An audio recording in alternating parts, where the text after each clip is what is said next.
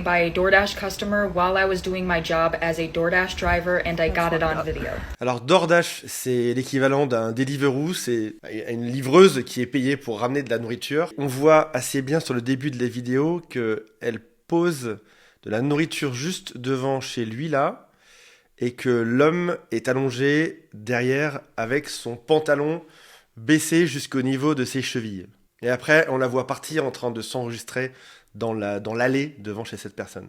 By a DoorDash customer while I was doing my job as a DoorDash driver and I got it on video. The customer who committed a crime against me requested that their order be left at their front door, and when I arrived to their house, their front door was wide open. It was 59 degrees Fahrenheit. All of their lights were on, and they were sleeping on the couch within eyesight of the front door with their pants and underwear pulled down to their ankles. I reported this to DoorDash and the police, and DoorDash luckily banned the customer, but the police are doing nothing. I also posted the video that I have of the proof to TikTok, and after a day and a half of it going completely viral, TikTok took down the video for suggestive content and gave my account a strike.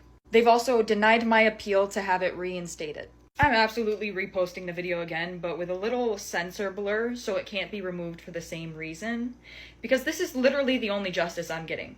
In the wake of my victimhood, the police are doing nothing to prevent or stop this man from doing it again. So if the only justice I'm going to get is the fact that he's banned off the platform and that video went viral and now he can live with that shame and embarrassment, then that's what it's going to have to be. So TikTok, keep this video up. Alors ce qu'elle dit, c'est qu'avant cette vidéo-là, il y avait une autre vidéo où on voyait clairement cet homme dans son plus simple appareil. TikTok l'a banni, ce qui me semble normal.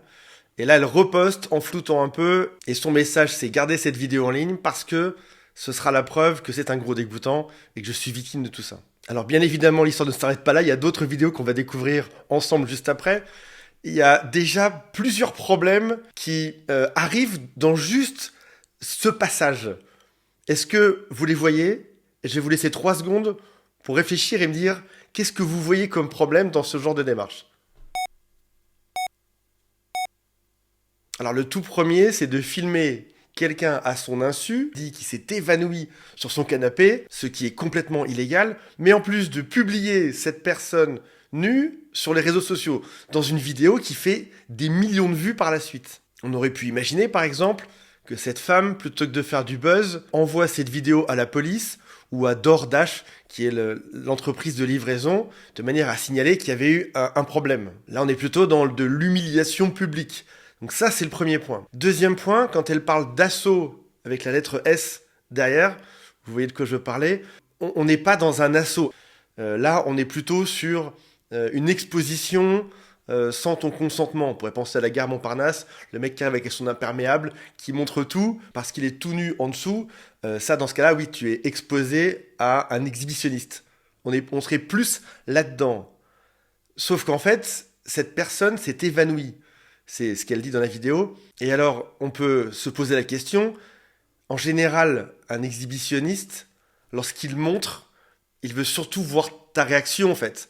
C'est ça le machin, j'imagine, je suis pas psychiatre, expert dans ce domaine, mais j'imagine qu'une personne qui fait ça, qui enlève son imperméable, veut surtout jouer un truc où il voit ta réaction, et c'est ça qui l'intéresse par la suite. Si jamais le mec s'est évanoui ou dort, j'ai du mal à imaginer que ce soit un jeu volontaire. Le troisième point, c'est celui de la porte. Dans les commentaires en dessous, apparemment, elle aurait donné une interview suite à ça. Dans certains passages, elle dit qu'elle a poussé la porte.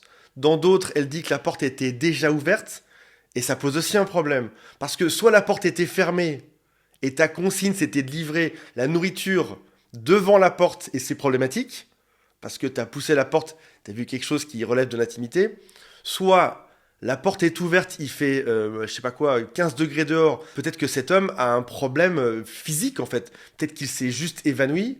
Et peut-être qu'il faut aller vérifier s'il respire encore ou s'il n'y a pas un souci, en fait. Appelez peut-être même les pompiers. Quatrième et dernier point, c'est celui qui fait débat, un peu sur cette vidéo.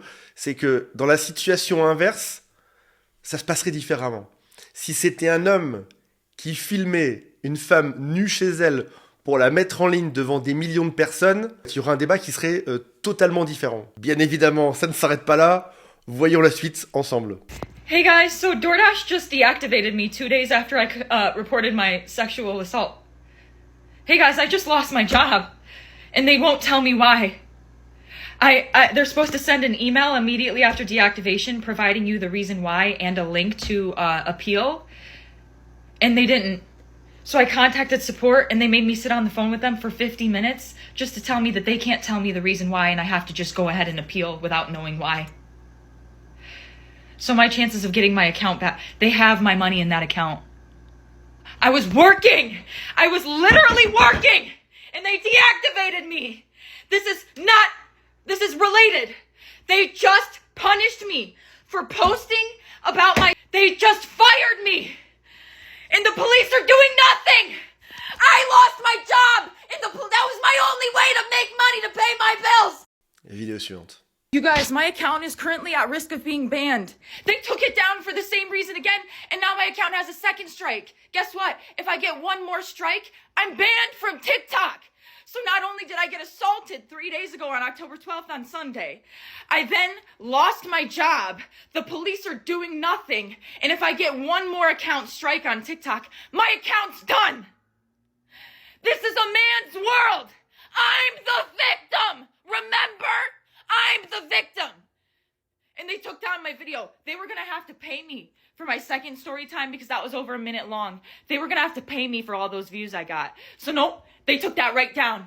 They took that right down. Absolutely not. They're not paying me for that. Nope. Il y a un niveau de déni qui est gigantesque. Et au passage, j'attends vos commentaires. Les gens sont pas d'accord dessus. Cette femme ne veut pas écouter ce que les gens lui disent. La police lui dit qu'il ne faut pas faire ça. Elles n'ont pas arrêté cet homme. Son employeur, DoorDash, lui dit de ne pas faire ça et finit par la licencier. Les réseaux sociaux lui disent de ne pas faire ça. Et elle continue à poster des photos et des vidéos de cet homme en ligne. L'homme qui a été cité dans ces vidéos, qui a été même plus que cité, qui a été cité entièrement de haut en bas, n'a pas communiqué jusque-là. Et l'histoire aurait pu s'arrêter encore une fois ici, mais ce n'est pas le cas, ça va plus loin. Cette femme a été arrêtée ce week-end pour 2 chefs d'accusation. La suite à venir, probablement dans les jours à venir, c'est de savoir si cette fameuse porte était ouverte ou pas. Cet homme possédait un bouton qui enregistre ce qui se passe sur cette porte. Donc dans les jours à venir, on va savoir si elle a vraiment poussé la porte ou si la porte était déjà ouverte. Ce qui changerait un tout petit peu le débat, mais qui dans tous les cas n'aurait jamais dû arriver sur le fait de poster ce genre de vidéo en ligne en mettant ce genre d'accusation dessus. Voilà mes amis, j'ai hâte de lire vos commentaires sous cette vidéo.